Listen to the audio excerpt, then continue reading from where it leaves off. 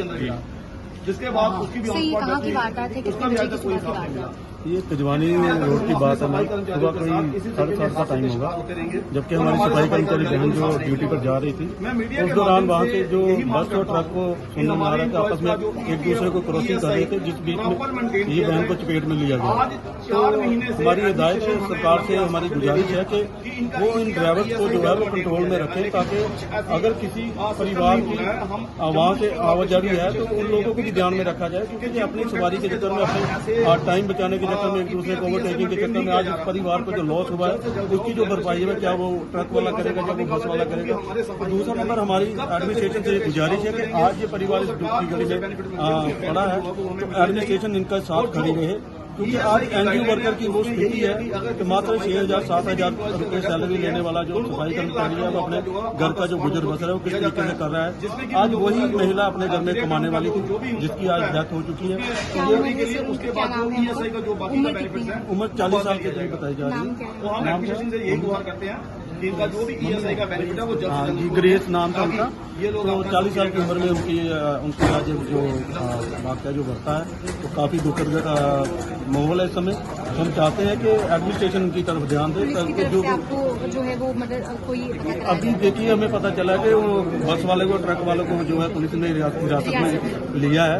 तो हमारी यही गुजारिश रहेगी कि पूरी जांच पड़ताल की जाए।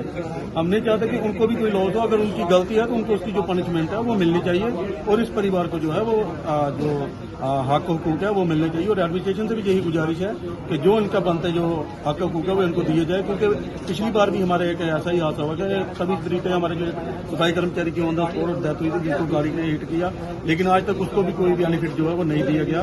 और ये कॉन्ट्रैक्टर के ऊपर लगी हुई सफाई कर्मचारी महिला थी जिसकी आज डेथ हुई है। तो हमारी कॉन्ट्रैक्टर से भी अपील रहेगी कि उनके जो भी लॉस है, जो भी उनके बेनिफिट्स है वो उनको जल्द से जल्द दिए जाए, ताकि इस परिवार को जो है कोई ना कोई राहत जो है वो मिल पाए। दूसरी महिला अभी शौक में है, उनको शायद फ्रैक्चर हुआ है, टांग में फ्रैक्चर हुआ है तो ट्रीटमेंट के लिए, लेकिन अभी वो बातचीत कोई नहीं कर पा। जी नमस्कार। देखिए आज बहुत ही दुखद समाचार है जिसमें कि हमारी एक सफाई कर्मचारी बहन जिसकी आज दर्दनाक मृत्यु हुई है। हम इसके लिए काफ़ी शौक में हैं।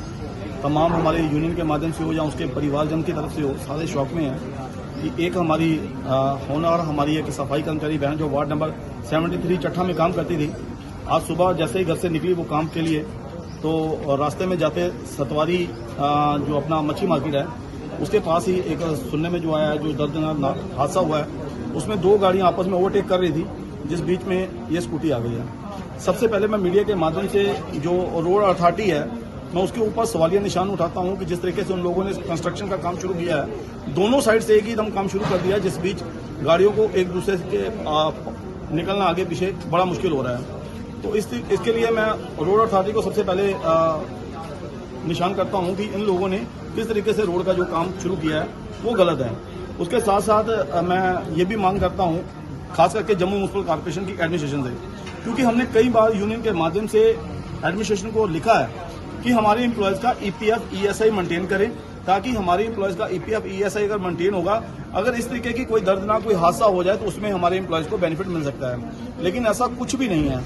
पिछली बार भी हमारे एक सफाई कर्मचारी की जो कि तवी ब्रिज पर काम कर रहा था, आपने मीडिया के माध्यम से आपकी ओर से ये वीडियो काफी ज्यादा वायरल हुआ था, जिसमें हमारा एक सफाई कर्मचारी रात के समय में काम कर रहा था, जिसको गाड़ी ने हिट किया, ऑन द स्पॉट हमारे एक सफाई कर्मचारी की डेथ हो गई।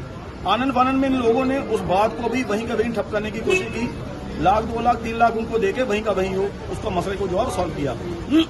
लेकिन हमने बार बार इस चीज को उठाते रहे कि इस तरीके के हादसे के हमारे सफाई कर्मचारी बार बार जो है वो शिकार होते रहेंगे। जब तक ये लोग हमारे एम्प्लॉयज को EPF ESI से मेंटेन नहीं करेंगे वो हम लोग इन शिकारों से जो है वो बच सकते हैं।